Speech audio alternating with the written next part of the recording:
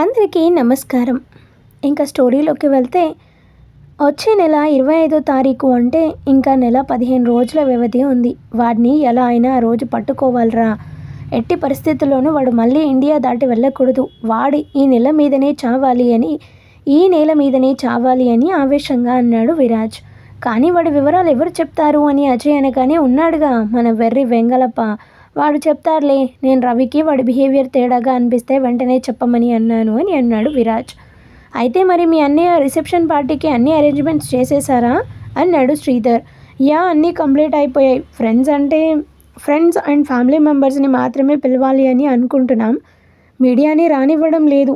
లేనిపోని రిస్క్ ఎందుకు అన్నాడు విరాజ్. అది మంచిదేలే, కానీ ఈ నైనా సంగతి ఏం చేసావు అసలు అన్నాడు అజయ్. అబ్బా, అదొక తలనొప్పిరా. దాని గోల భరించలేకే దాన్ని బ్లాక్మెయిల్ చేయించడం మొదలుపెట్టాను. అది వాడిని పట్టుకోవడానికి రాత్రి పగలు తిరుగుతూనే ఉంది. ప్రస్తుతానికి దాన్ని వదిలేసా, కానీ దాన్ని ఏదో ఒకటి చెయ్యాలి అంటాడు. ఆడపిల్ల అని ఏం చేయలేకపోతున్నా. అదే మగాడైతే ఆ అనుదీప్లా ఈ పాటికి ఇది కూడా పైకి వెళ్ళిపోదును. దాని సంగతి వదిలే, కానీ శ్రీధర్, నువ్వు మీ అమ్మగారు తప్పకుండా ఫంక్షన్కి రావాలి అన్నాడు విరాజ్. ఆఫీస్ అయిపోగానే ఇంటికి వెళ్ళేసరికి హాల్లో కూర్చొని అందరూ మాట్లాడుతూ ఉన్నారు. ఏంటి ఎవరు పడుకోకుండా దయ్యాల్లా కూర్చున్నాడు అని అన్నాడు విరాజ్. ఏం లేదు, అందరం సరదాగా సెకండ్ షో సినిమాకి వెళ్దామని ప్లాన్ చేసుకున్నామన్నాడు చరణ్. వెళ్ళండి అని అన్నాడు విరాజ్. నువ్వు రావా అని సుమాగారు అనగానే, లేదు, నాకు ఇప్పుడు మూవీ ఏం ఇంట్రెస్ట్ లేదు అన్నాడు. పోనీలే నేత్ర, మీ ఆయనకి పాలు కలిపి ఇచ్చేసి నువ్వు రెడీ అవ్వు అని అన్నారు సుశీల గారు. నీళ్లు తాగుతున్న విరాజ్కి ఒక్కసారిగా పొలమారింది. నేను రాకుండా తనెందుకు మీతో వస్తుంది, తను రాదు అని తెగేసి చెప్పాడు. అందరూ చిన్నగా నవ్వుకొని, ఏంటి నేత్ర, నువ్వు మూవీకి రావా అని అడిగేసరికి వస్తానత్తయ్య అని అంది. ఓకే ఫైన్, అందరూ బాగా ఎంజాయ్ చేయండి అంటూ కోపంగా అక్కడి నుండి తన గదిలోకి వెళ్ళిపోయాడు. నన్ను ఒంటరిగా వదిలేసి మూవీకి వెళ్తుందంట. పోతే పోనీ, నాకేంటి అంటూ కాలు కాలిన పిల్లలా అటు ఇటు తిరుగుతూ ఉన్నాడు. మాన్వి పాల గ్లాస్ పట్టుకొని వచ్చి అటు ఇటు తిరుగుతున్న విరాజ్ని చూసి ముసిముసిగా నవ్వుకుంది. విరాజ్ మాన్విని గమనించి ఏం మాట్లాడకుండా మౌనంగా బాల్కనీలోకి వెళ్ళిపోయాడు. అయ్యో, అలిగినట్టున్నాడు అని అనుకుంటూ మాన్వి కూడా విరాజ్ వెనకే వెళ్ళింది. బాల్కనీ నుండి బయటికి చూస్తున్న విరాజ్కి అందరూ కారెక్కి వెళ్ళిపోవడం కనిపించింది. ఇదేంటి వీళ్ళంతా వెళ్ళిపోతున్నారు, మాన్విని తీసుకెళ్లకుండా అని అనుకుంటూ వెనక్కి తిరిగేసరికి చిన్నగా నవ్వుతూ కనిపించింది మాన్వి నవ్వును అర్థం చేసుకున్న విరాజ్ చిలిపిగా చూస్తూ మాన్వి చేయి పట్టుకొని తన దగ్గరకు లాక్కున్నాడు. శ్రీవారు ఇందాక ఏదో అలిగినట్టున్నారే అని అంది. శ్రీమతి మీద అంతసేపు అలిగి ఉండగలమా సుమి అంటూ నడుం చుట్టూ చేతులు వేసి తన మెడ వంపుల్లో తన ముఖాన్ని ఉంచాడు. మీ సరసాలు తర్వాత, ముందు పాలు తాగండి అని పాల గ్లాస్ అందించింది. గబగబా పాలు తాగేశాడు విరాజ్. ఏంటి, ఎందుకంత తొందర అని అంది మాన్వి. ఎందుకో తెలీదా అంటూ చిలిపిగా చూస్తూ మాన్విని అమాంతం ఎత్తుకొని తన భుజాల మీద వేసుకొని బాల్కనీ డోర్ కాలితో తన్ని లాక్ చేసేశాడు. మరుసటి రోజు సాయంత్రం విరాజ్ ఇంటి దగ్గర అంతా కోలాహలంగా ఉంది. అప్పుడే ఇంకా చరణ్ నందినిల రిసెప్షన్ స్టార్ట్ అయింది. నందిని అద్దం ముందు కూర్చుని దీర్ఘంగా ఆలోచిస్తోంది. ఏంటి నందిని ఇంకా లేట్, అందరూ వచ్చేశారు పదా అంటూ లోన్కి వచ్చాడు చరణ్. నందిని ఏమనకుండా మౌనంగా ఉండేసరికి దగ్గరికి వెళ్ళి తన భుజం మీద చేయి వేసేసరికి నందిని వెనక్కి తిరిగింది. నందిని ముభావంగా ఉండటం చూసి, ఏంటి నందు, ఏమైనా ప్రాబ్లంనా అన్నాడు చరణ్. అందరూ ఏమనుకుంటారు చరణ్ నీ గురించి, భార్య చనిపోయి ఎన్ని రోజులు కూడా కాలేదు, అప్పుడే మళ్ళీ పెళ్లి చేసుకున్నాడు అని వెక్కిరిస్తారేమో నిన్ను, అంతా నా వల్లే అని బాధగా అంది. ఎందుకు నందిని అలా అనుకుంటావు, అనుకున్న వాళ్ళని అనుకొని, నిజం నీకు నాకు మన ఇంట్లో వాళ్ళకి తెలుసుగా, వాళ్ళు ఏమైనా అంటే బాధపడాలి, కానీ బయట వాళ్ళు ఏదో అంటారు అని నువ్వెందుకు ఫీల్ అవుతావు, నువ్వు అలాంటి టెన్షన్ ఏం పెట్టుకోకు, ఏమైనా అంటే నేను సమాధానం చెప్తాను సరేనా, పద అంటూ నుదుటి మీద ముద్దు పెట్టి తన చేతిని పట్టుకునేసరికి నందిని నవ్వేసింది. విరాజ్ తన బిజినెస్ పార్ట్నర్స్ వస్తే వాళ్ళని రిసీవ్ చేసుకుంటూ మాట్లాడుతూ ఉన్నాడు. రఘునందన్ గారు అన్నీ మర్చిపోయి కిషోర్, వనజ గారిని కూడా ఇన్వైట్ చేశారు. వాళ్ళు వచ్చిన సమయానికి శ్రీధర్ కూడా వాళ్ళమ్మని వెంటబెట్టుకొని అక్కడికి వచ్చాడు. వనజ గారు శ్రీధర్ని చూసి ఆప్యాయంగా పలకరించి కాపాడినందుకు కృతజ్ఞతలు తెలిపారు. శ్రీధర్ ఒక్క నవ్వు నవ్వి మేఘన వైపు సీరియస్గా ఒక లుక్ ఇచ్చి అక్కడి నుండి వెళ్ళిపోయాడు. శ్రీధర్ అలా చూసేసరికి మేఘన కొంచెం ఫీల్ అయింది. శ్రీధర్ అమ్మగారికి నమస్కారం చేసి అక్కడి నుండి శ్రీధర్ దగ్గరికి వెళ్ళింది. మీతో కొంచెం మాట్లాడాలి అని వినయంగా అంది మేఘన. ఏంటి అంటూ విసుగ్గా అన్నాడు శ్రీధర్. సారీ, ఆ రోజు మిమ్మల్ని అపార్థం చేసుకొని అనరాని మాటలు అన్నాను, వీలైతే క్షమించండి అని చెప్పి అక్కడి నుండి వెళ్ళిపోయింది. శ్రీధర్ షాక్ అవుతూ వెనక్కి తిరిగి వెళ్ళిపోతున్న మేఘన వైపే చూస్తూ ఉన్నాడు. దూరం నుండి ఇదంతా చూసిన అజయ్, ఏంటి బాస్, ఏం నడుస్తుంది అని పల్లి కలిస్తూ అన్నాడు. ఏం లేదు అజయ్ అంటూ సమాధానం దాటేశాడు శ్రీధర్. కానీ తన ముఖం మీద కనిపించని చిన్న చిరునవ్వుని మాత్రం పసిగట్టాడు అజయ్. అందరూ మంచి బిజీలో ఉన్నారు. తింటున్న వాళ్ళు తింటున్నారు, విష్ చేస్తున్న వాళ్ళు చేస్తున్నారు. బాబీని ఎత్తుకొని కీర్తి ఫ్రెండ్స్తో మాట్లాడుతూ ఉంది మాన్వి. ఇంతలో ఎవరో తన పైట చెంగును లాగుతున్నట్టు అనిపిస్తుంటే ఎవరా అనుకుంటూ వెనక్కి తిరిగి చూసేసరికి ఒక పాప ఏడుస్తూ తన వైపే తదేకంగా చూస్తూ అక్క అని పిలిచింది. మాన్వికి ఒక్క నిమిషం ఏం అర్థం కాలేదు. తనలా పిలిచేసరికి ఏదో తెలియని ఫీలింగ్ మనసులో కలిగింది. కానీ దాన్ని పక్కకి నెడుతూ ఎవరు పాప నువ్వు అని నవ్వుతూ అంది. అంతవరకు ఏడుస్తున్న ఆ అమ్మాయి సడన్గా తన పవిట చెంగును వదిలేసి 2 అడుగులు వెనక్కి వేసింది. మాన్వికి ఏం అర్థం కాక ఇంకేదో అడుగుదామని అనుకుంటూ ఉండగా రఘునందన్ గారు మైక్ తీసుకొని మాట్లాడడం మొదలుపెట్టారు. చాలా థ్యాంక్ యూ, పిలవగానే అందరూ ఈ ఫంక్షన్కి వచ్చినందుకు. ఈరోజు నాకు చాలా సంతోషంగా ఉంది. ఇలాంటి సమయంలోనే మీతో ఇంకో శుభవార్త షేర్ చేయాలి అని అనుకుంటున్నాను అని నవ్వుతూ అన్నారు. అందరూ ఏం చెప్తారా అని అనుకుంటూ శ్రద్ధగా వింటూ ఉన్నారు. నా 3వ అబ్బాయి ప్రణవ్కి పెళ్లి చేద్దామని ఫిక్స్ అయ్యాం. ఎలానో ఈరోజు అందరినీ పిలిచాం కాబట్టి ఈరోజే ఇక్కడే వాళ్ళ ఎంగేజ్మెంట్ కూడా చేసేయాలి అని నిర్ణయించుకున్నామని అన్నారు. వింటున్న కీర్తికైతే మతిపోయింది. కంట్లో సుడిగుండాల గిర్రున నీళ్లు తిరిగేస్తూ ఉన్నాయి. ఇక అక్కడ ఉండలేక వెళ్ళిపోదామనుకుంటూ ఉండగా రఘునందన్ గారి తర్వాత వాక్యం విని కొయ్య బారిపోయింది. ఆ అమ్మాయి మరెవరూ కాదు, మా ఇద్దరి కోడళ్ళ ముద్దుల ఫ్రెండ్ మిస్ కీర్తి అని అన్నారు రఘునందన్. అందరూ చప్పట్లు కొడుతూ ఉంటే ప్రణవ్ నవ్వుతూ కీర్తి దగ్గరకు వచ్చి తన చేయి పట్టుకొని స్టేజ్ మీదకి తీసుకువెళ్ళాడు. ఎప్పుడు చెప్పావు అని మెల్లగా అడిగింది కీర్తి. నిన్న నైట్ చెప్పేశాను. అమ్మ నాన్న కూడా సంతోషంగా ఓకే అన్నారు. నీకు సర్ప్రైజ్ చేద్దామని చెప్పలేదు అని అన్నాడు. కీర్తి ప్రణవ్ వైపు చూసి చిరునవ్వు నవ్వింది. సుశీల గారు ఉంగరాలు ఇద్దరికీ అందించగానే ఇద్దరూ మార్చుకున్నారు. కీర్తికి ఇంకా నిమిషం ఏడుపు ఆగలేదు. పక్కనే ఉన్న సుశీల గారిని పట్టుకొని తన్వి తీరా ఏడ్చేసింది. ఆవిడ తన వీపు నిమిరి సర్ది చెప్పారు. దూరం నుండి అదంతా చూసి సంతోషించింది మాన్వి. అంతలోనే ఆ పాప గుర్తొచ్చి ఎదురుగా చూసేసరికి కనిపించలేదు. ఫంక్షన్ అంతా వెతికింది కానీ ప్రయోజనం లేకపోయింది. ఫంక్షన్లో వనజ గారు, శ్రీధర్ అమ్మ శారద గారు చాలాసేపు మాట్లాడుకున్నారు. వనజ గారికి ఏం తెలీదు అనుకొని అన్ని విషయాలని వివరించారు ఆవిడ. అవన్నీ విన్న తర్వాత వనజ గారు చాలా బాధపడ్డారు.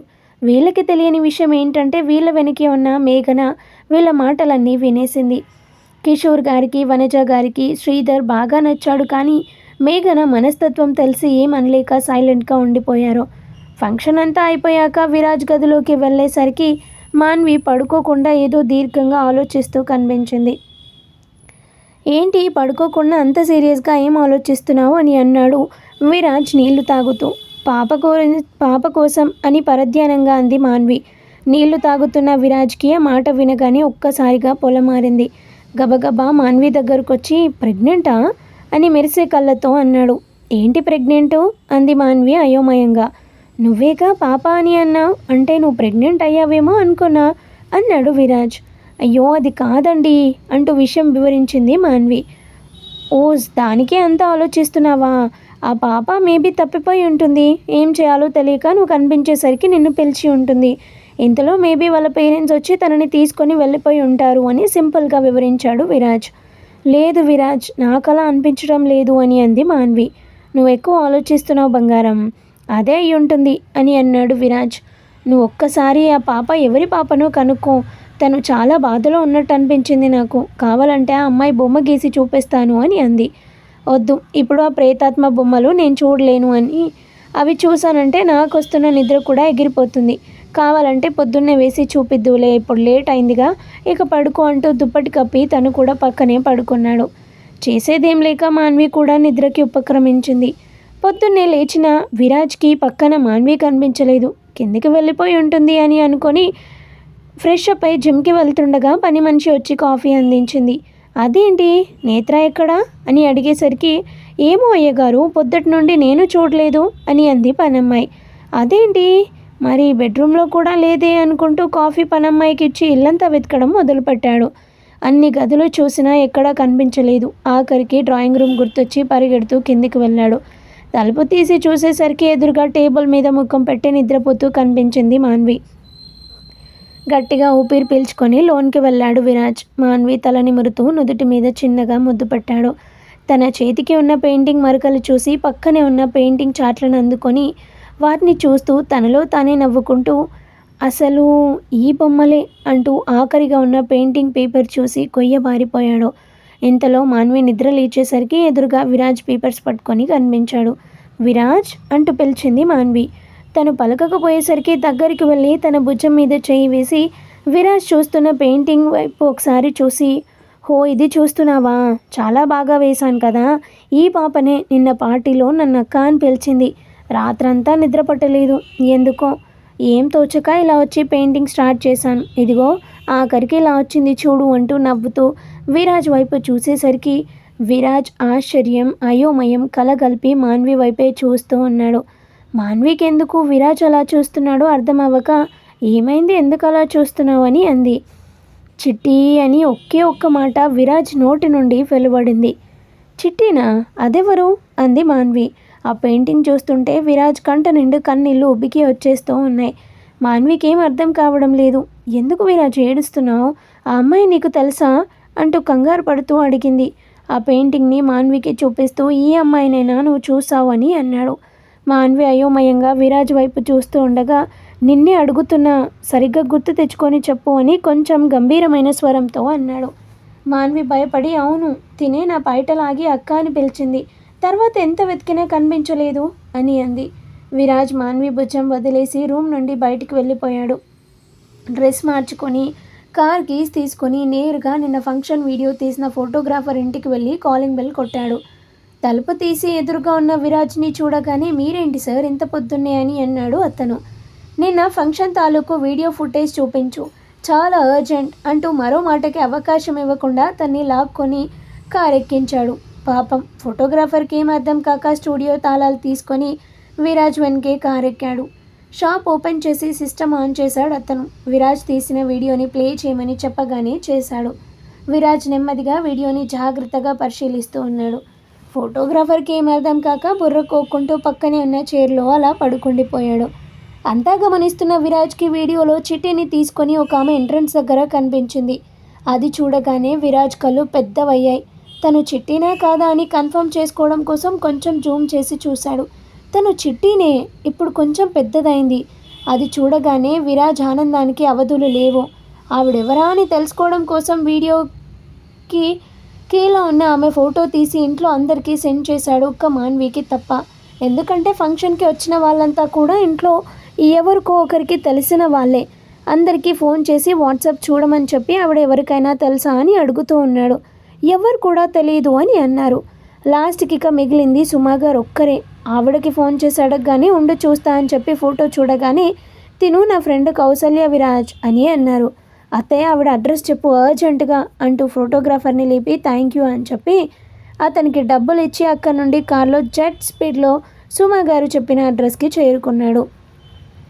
కార్ దిగగానే డోర్ ఓపెన్ చేసి ఉండడం వల్ల డైరెక్ట్గా ఇంట్లోకి వెళ్ళిపోయాడు. ఇంతలో ఒక నడి వయస్కురాలు మెట్లు దిగుతూ విరాజ్ లోపలికి రావడం చూసి, ఎవరి కావాలి బాబు అంటూ దగ్గరకు వచ్చి విరాజ్ని గుర్తుపట్టి, నువ్వు మా సుమ వాళ్ళ అన్నయ్య కొడుకు కదా అని అన్నారు.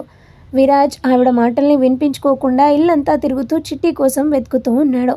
విరాజ్ ప్రవర్తన అర్థం కాక, ఏం వెతుకుతున్నావు బాబు అని అన్నారు ఆవిడ. చిట్టిని అన్నాడు విరాజ్ ఆవిడ వైపు చూస్తూ. చిట్టి పేరు చెప్పగానే ఆవిడ ముఖంలో రంగులు మారడం గమనించిన విరాజ్, చూడండి, చిట్టి మీ దగ్గర ఉందని నాకు తెలుసు, నేను తనని వెంటనే చూడాలి, కలవాలి, మాట్లాడాలి అని అన్నాడు విరాజ్.